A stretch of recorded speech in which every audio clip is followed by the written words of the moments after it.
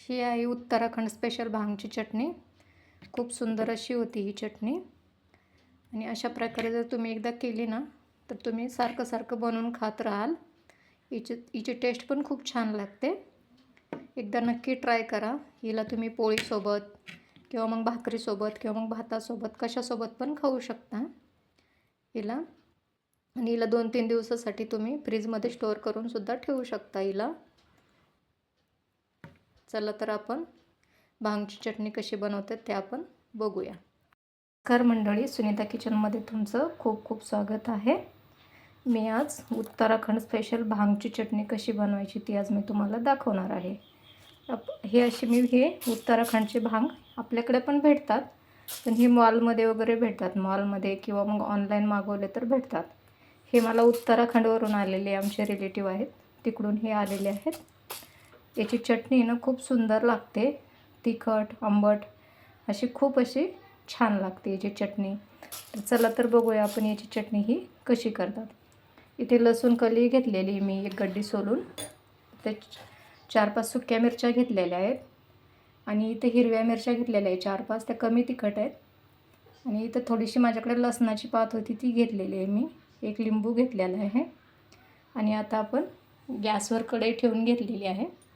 आता कढई ऑन केलेला आहे गॅस, आणि त्याच्यामध्ये आपण हे भांग घालून कमी गॅसवर भाजून घेणार आहोत.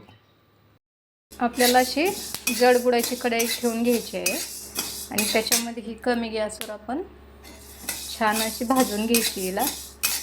हिला जर आपण पातळ भांड्यामध्ये जर समजा भाजायला गेलं तर ती लवकर जळते.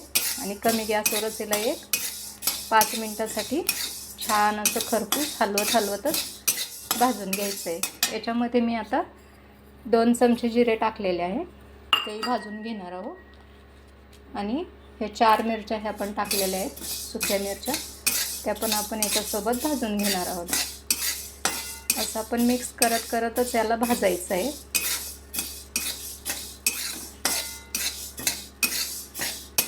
छान अशी खरपूस होतं पण भाजायची आहे.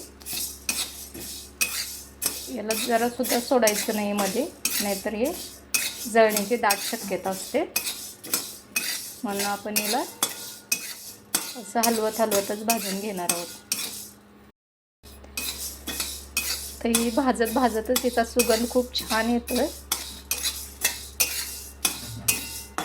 सुंदर असा सुगंध सुटलेला आहे याचा. ही आता थोडीशी भाजलेली आहे, थोडीशी राहिलेली आहे भाजायची. अजून 1-2 मिनटं आपण हिला छान असं भाजून घेऊया.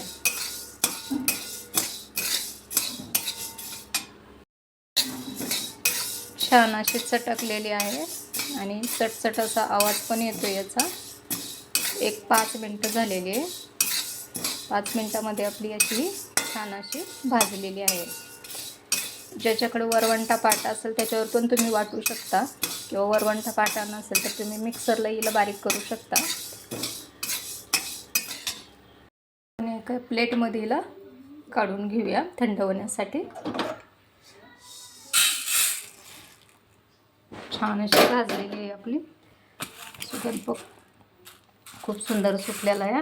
आता याला 5 मिनटासाठी आपण थंड व्हायला सोडून देऊया. आपण मिक्सरचं भांडं घेतलेलं आहे, त्याच्यामध्ये आपण हे मिरच्या घालून घेऊया, लसूण घालूया. ही लसणाची पात घालून घेऊया. भांगचे बीज घालून घेतलेले आहे. त्याच्यात आपण चवीपुरतं मीठ घालून घेणार आहोत. तुम्हाला जेवढं पाहिजे तेवढं मीठ तुम्ही घालू शकता. आणि 1 लिंबूचा रस घालून घेऊया.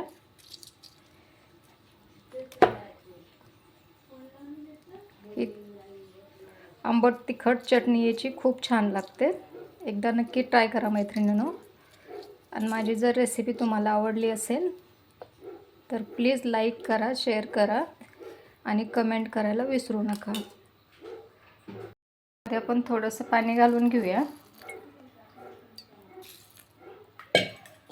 आणि झाकण लावून आपण याला चांगली पिसून घेऊया. आता अशा प्रकारे आपली याची बारीक अशी चटणी पिसून झालेली आहे. आता तिला आपण एका भांड्यात काढून घेऊया आणि तडका देऊन घेऊया.